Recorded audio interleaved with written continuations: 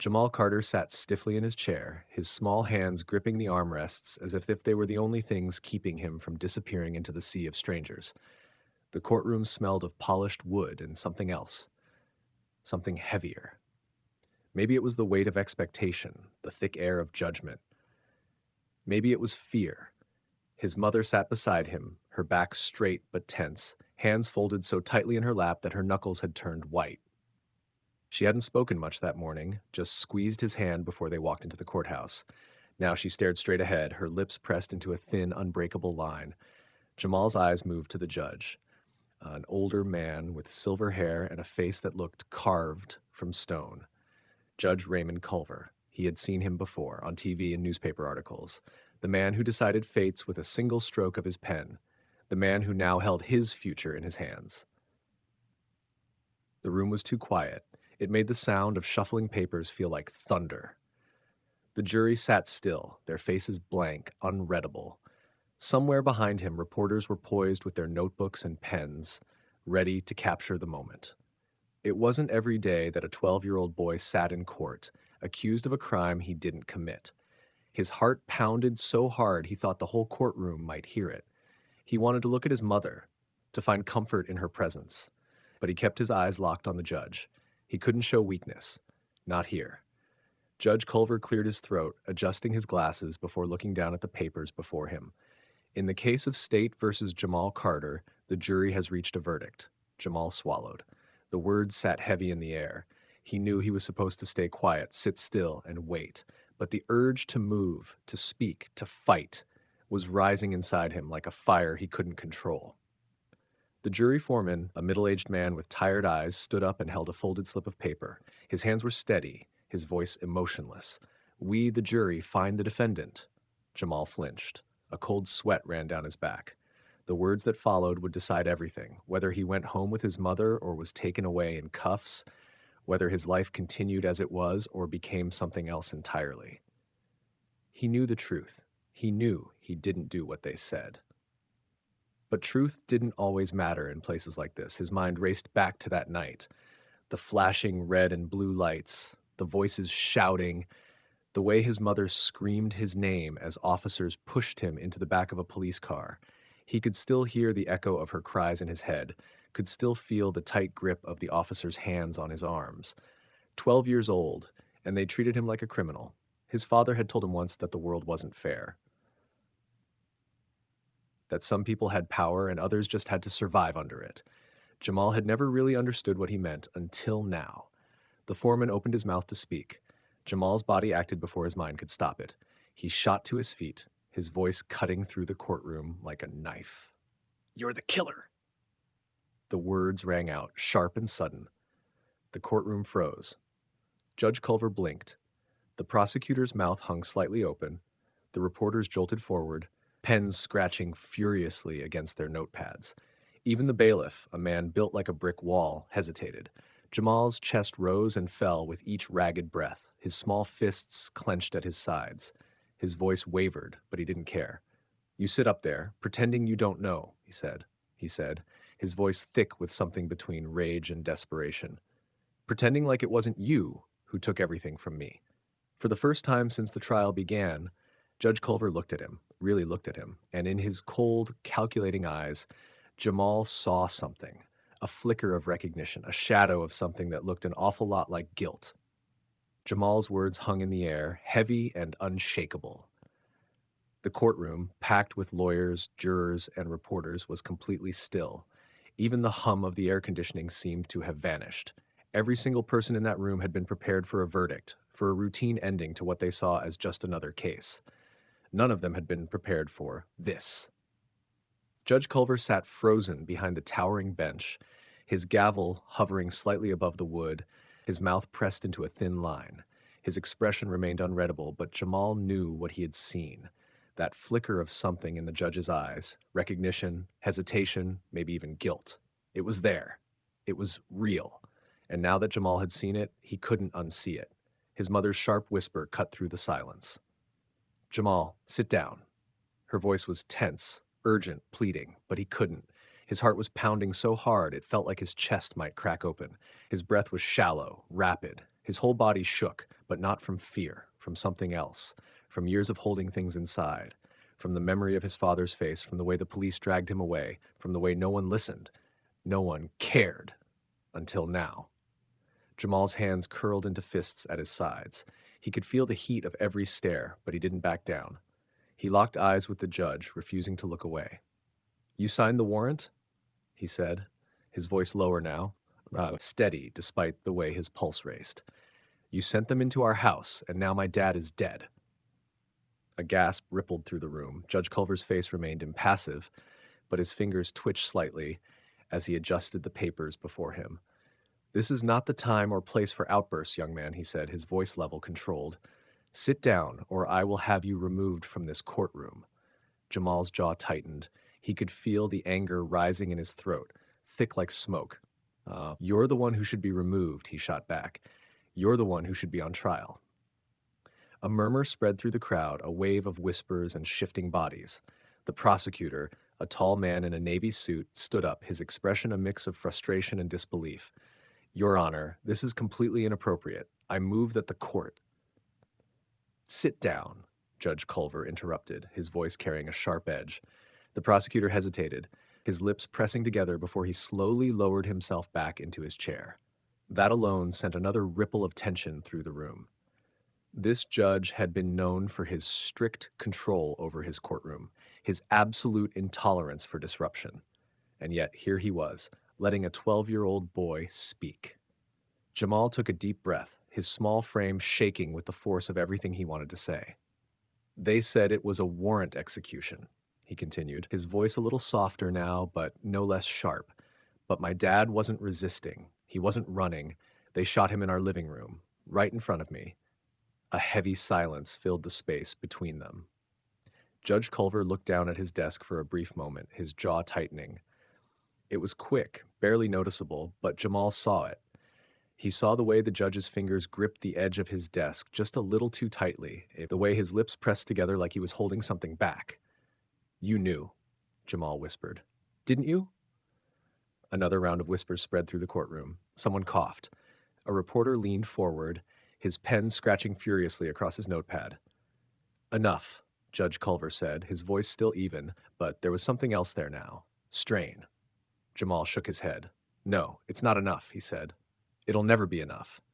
His voice cracked on the last word, but he swallowed hard and forced himself to keep going. "I saw the police report. They tried to say my dad had a gun, but he didn't. He was holding me when they shot him." A quiet sob broke from his mother's lips. She quickly covered her mouth with her hands, her shoulders shaking. Jamal turned back to the judge. "And you?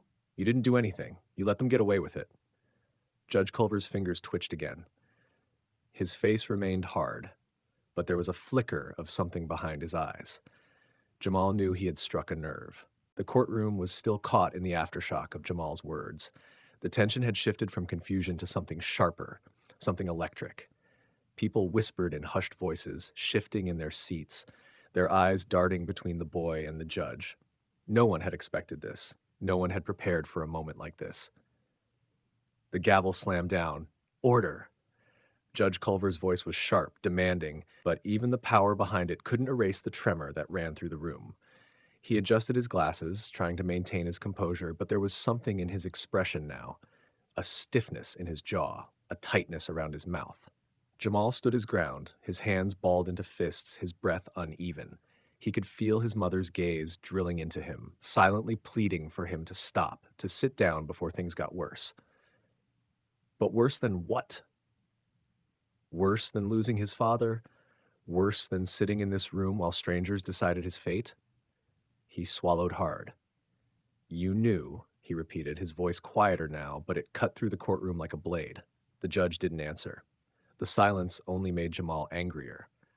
"You signed the papers," he went on, his voice rising again. "You sent them to our house. You let them kill him and then pretend like it was just another day, just another case."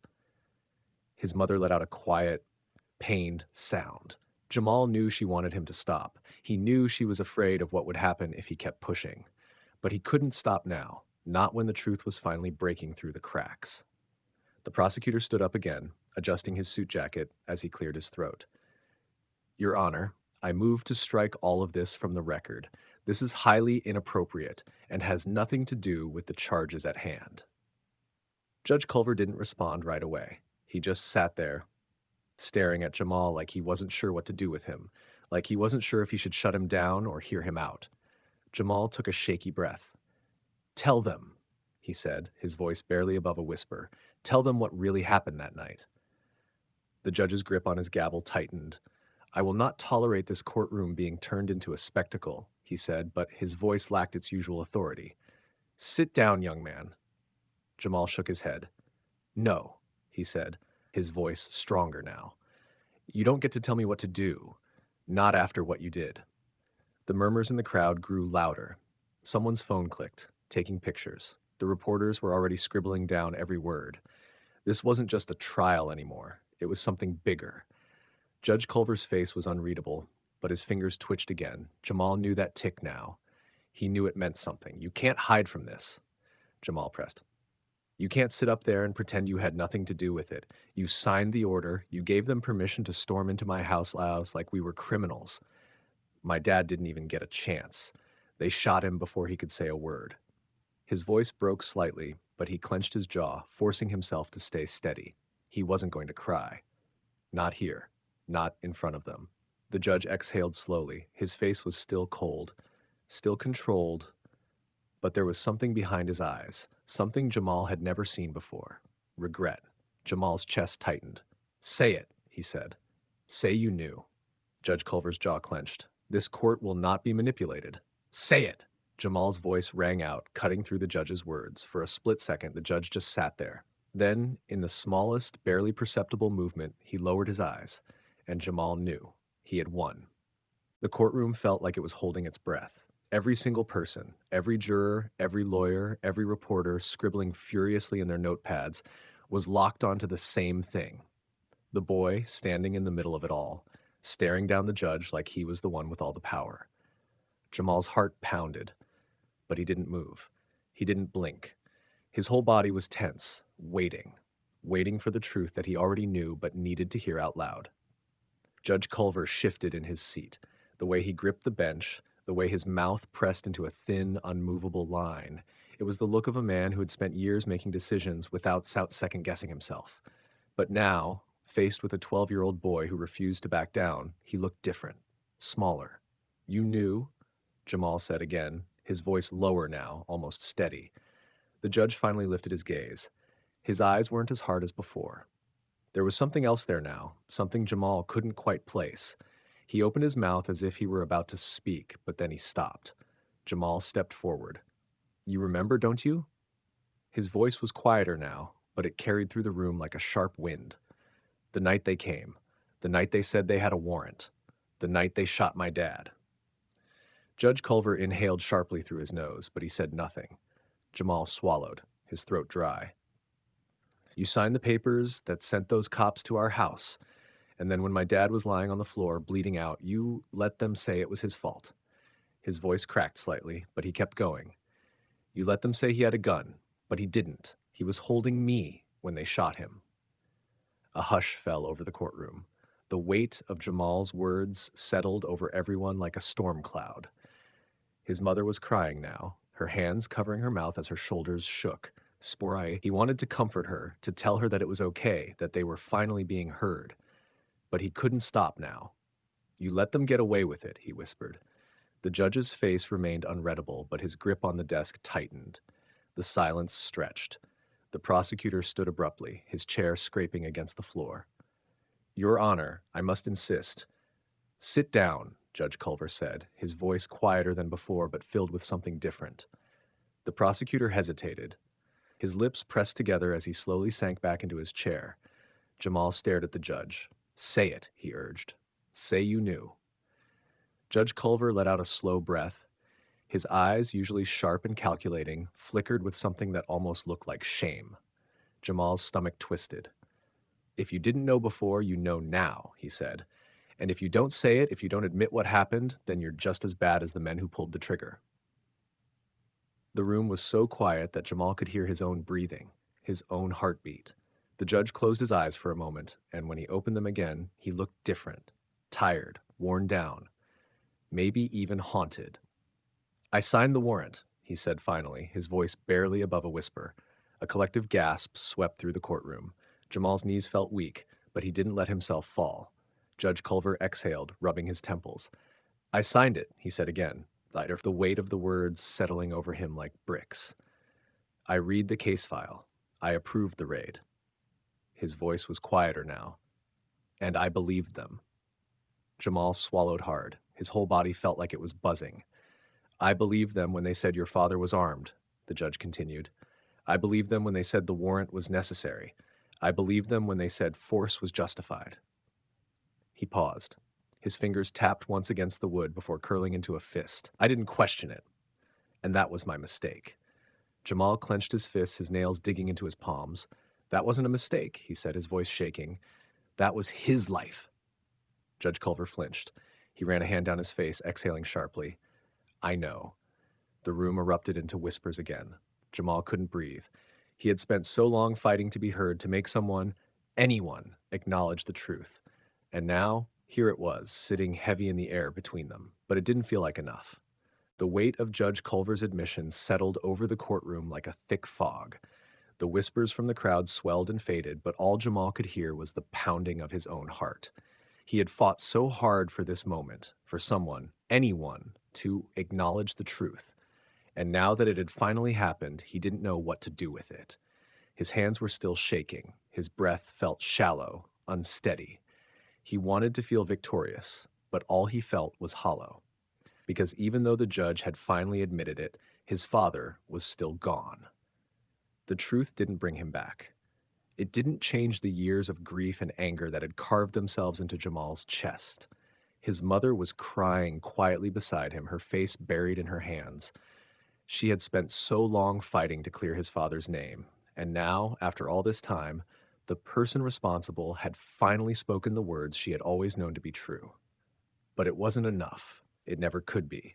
Jamal turned back to the judge. So what now? His voice was quieter, but it didn't waver. You say you made a mistake. You say you believed them. But what happens now? Do you just go home and pretend this never happened? Judge Culver didn't answer right away. His face, once unreadable and cold, looked different now. There was something heavy behind his eyes. He wasn't just looking at Jamal anymore. He was seeing him, seeing the pain, the loss, the years of suffering caused by a signature on a piece of paper. I can't change what happened, the judge finally said. His voice was low, steady, and I can't undo the choices I made that night. Jamal's jaw tightened. That's not good enough. The judge let out a slow breath, nodding slightly. I know. Another silence fell over the room, but this time it wasn't empty. It was thick, charged. The weight of his words pressed against everyone in the room. The reporters were writing furiously, their pens scratching against their notepads. This was bigger than a trial now. It was bigger than Jamal. It was a reckoning. The prosecutor shifted uncomfortably in his seat. Your Honor, he said, his voice cautious, controlled. With all due respect, I believe we should proceed with the verdict. Judge Culver held up a hand, silencing him. His eyes never left Jamal's. You deserve justice, he said. Your father deserved justice. Jamal felt his throat tighten. Then do something about it. The judge nodded slowly. I will. The murmurs in the crowd grew louder. Even the bailiff, who had remained expressionless through most of the trial, glanced toward the judge with uncertainty. Culver turned to the court reporter. Strike my previous statements from the record, he said. Then, turning back to Jamal, he added, but they won't be erased from the world. Jamal's hands clenched at his sides. That's not enough, he repeated. The judge exhaled through his nose, then slowly, deliberately reached for his gavel. He tapped it against the wood, not in a commanding way, but almost as if grounding himself. Then he looked at the prosecutor. I am ordering a full investigation into the officers involved in the raid, he said. A collective gasp rippled through the courtroom. The prosecutor's face went pale. Your Honor, and I will personally oversee it, Culver continued. No more closed-door reports, no more altered statements. We find the truth. Jamal's breath hitched. It wasn't justice. Not yet, but it was something. It was the first step towards something bigger. For the first time in years, he felt like someone was finally listening.